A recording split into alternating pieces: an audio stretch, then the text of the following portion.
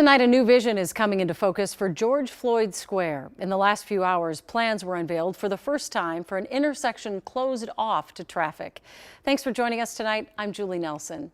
This comes after months of tense back and forth between some Minneapolis City Council members and Mayor Jacob Frey. Raya Katene is live in Minneapolis with a look at these new ideas. Raya?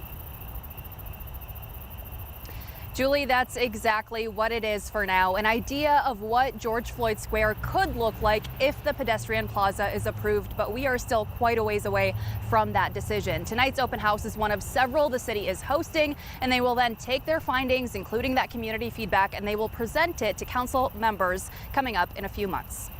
This is antlerite. Like the crystals and stones she sells. You can see the crystals on this one are huge. Eni Augustine hopes her store on 38th and Chicago can be a place of healing. The echoes of that crime still reverb in this community. In George Floyd Square. So I like to be here for folks, after they go visit the memorial, they can find a little peace, look at something beautiful. Is where Augustine opened Mystic Healing Stones in February.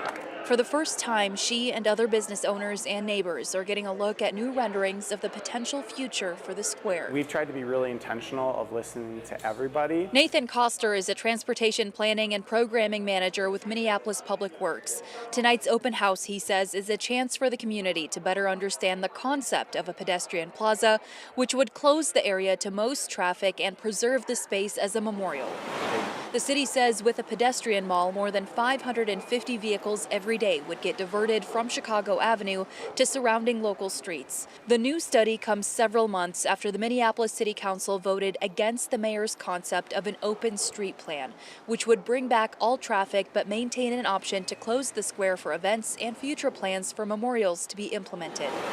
Back in January, 15 of 20 private property owners responded to a city survey saying they oppose a pedestrian plaza. But council member Jason Chavez told us in February that's not what he's hearing from his constituents, adding that he believes the city's open street plan doesn't honor the memory of George Floyd. For a business owner, opening up completely for public transportation. 5 years ago, Just Turkey opened on Chicago Avenue. Co-owner Steele says opening the streets to all traffic would be good for business. You got to understand, we got DoorDash, Uber Eats, Grubhub. They need to get in and out. As their future hangs in the balance. I think that it's a great community. Business owners here say support from the community Come out. means everything. Support your local businesses, yeah. So the next step beyond this is for the city to present these findings as well as a summary of these community engagement events and feedback to council members on December 4th. But beyond that, there's no real timeline as to when a decision will be made or when construction would even begin, Julie. All right. Thank you, Raya.